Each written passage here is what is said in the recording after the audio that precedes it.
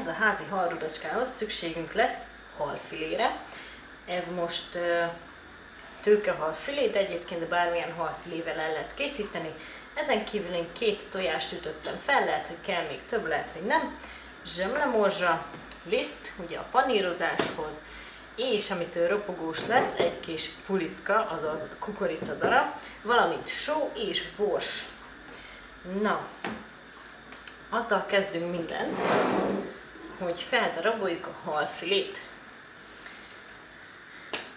Ahhoz, hogy halrudacska alakja legyen, ahhoz olyanra kell vágni, ugye?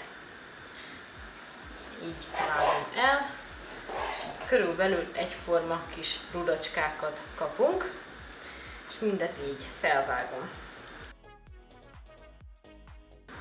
Ezeket még lehet akár ketté is vágni, és akkor biztos, hogy ilyen kis halrudacskák lesznek. Egyébként miután felolvasztottam a halakat, nem szoktam soha megsózni őket, az nem igazán tesz jót nekik, tapasztalatom szerint. A sót én mindig a tojásba teszem, és így nagyon finom, kellemes íze lesz a halnak. Tehát miután kiolvasztottam teljesen, akkor szépen alul-felül megtöröltem papírtörlővel, és így nem lesznek olyan nedvesek.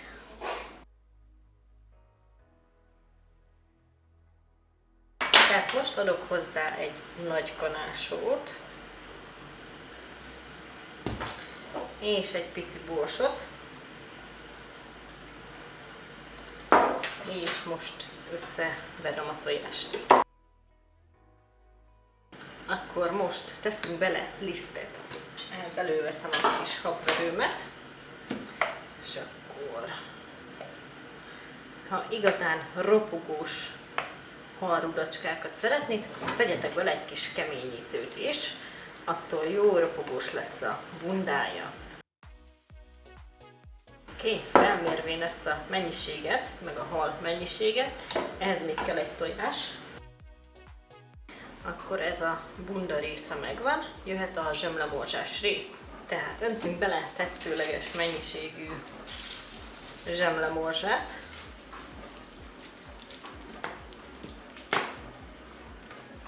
Akik szoktak panírozni, nagyjából tudják, hogy mennyire lesz szükségünk, és ehhez teszek 2 evőkanál kukoricadarát. Ezt összekeverem, és mehet is a panírozás rész. Ez már csak nagyon egyszerű, belemátjuk a tojásba, majd pedig a zsemlemorzsába. Közben felteszem az olajat melegedni. Na, tehát egyszerűen csak fogjuk, és belemátjuk tojásba, hagyjuk egy kicsit lecsöpögni, aztán pedig jöhet a zsemlemorzsa. Próbáljuk minél kevesebbszer érinteni, hogy ne jöjjön le róla a bunda. És akkor ezt csináljuk meg az összesen. Mint láthatjátok, nem muszáj egyesével csinálni, nyugodtan bele lehet dobni kb. A felét, aztán ugyanígy pedig a zsemlemorzsába is.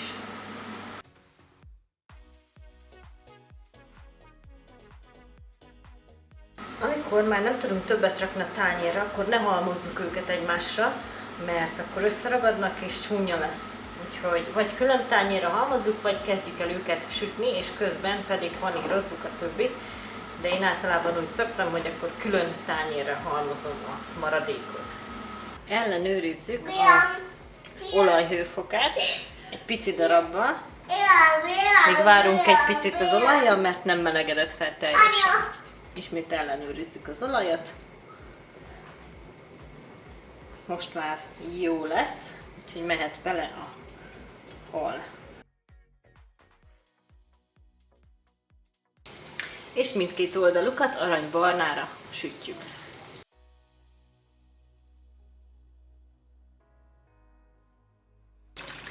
Amikor pedig ilyen szép aranybarna mind a két oldala, kiszedjük egy papírtörölközőre, és jöhet a következő adag, és mindegyiket így megsütjük.